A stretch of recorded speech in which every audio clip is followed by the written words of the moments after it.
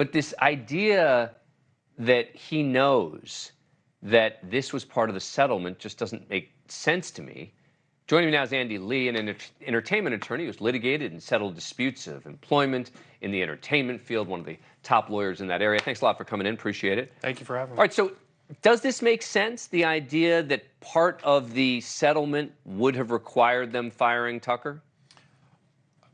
I don't think it does. I mean, I've done a lot of settlements, a lot of employment litigation. I mean, it could, right? I mean, theoretically it could, right? I didn't work on it. Yeah. Anyone could agree to anything. What I will say is it would be highly unusual for a company, put aside that Dominion is the private equity firm, from a company perspective, as an employee, you don't delegate your employment decisions to a third party, whether it's in a settlement or otherwise. Meaning Fox wouldn't agree. Meaning Fox would not agree to do that. There's, like I said, highly unusual. I would say there's no way they would do that. Why?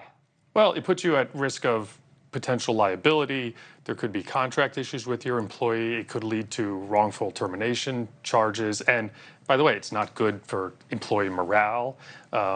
You know, companies want to make their decisions about their employees themselves. It's just the kind of thing that they don't delegate out. They wouldn't do it. And don't you agree with me that if the reason that they were demanding this, right, was some moral principle, right, that this private equity firm demanded that their lawyers take a principled stand here and Tucker's got to be out, well, wouldn't they take credit for it? I mean, they got criticized in the media, particularly by the left-leaning media, for not doing enough to force Fox to take action. And Dominion's position was, it's not our job.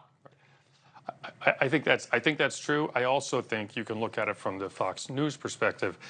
These settlement agreements are generally confidential, right? We haven't seen it. We know the numbers. Right? We know there was a big number.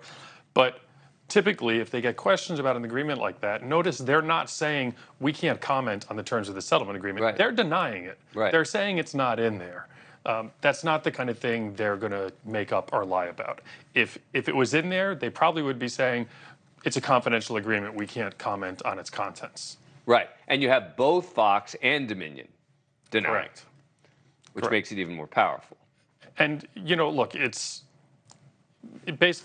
another conspiracy theory, right? Right. You know, now you have Fox and Dominion conspiring against Tucker personally. That's the pitch here, and he's fighting it on Twitter. And well, look, I understand why he would want it to be true, right? It's an attractive position to take with his supporters, and there are many of them out there who would say, you see, it was part of the deal all along, et cetera. Anyway, it's potentially more than that too, because remember, he's stuck in this pay or play position on his contract, right? Where he's sitting on this, he's on Twitter, and they're fighting about whether that counts. He can't go on rival networks.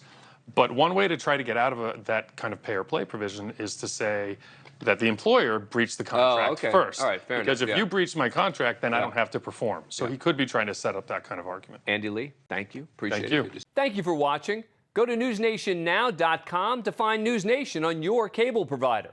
And don't forget to click the red subscribe button below to get more of NewsNation's fact-driven, unbiased coverage.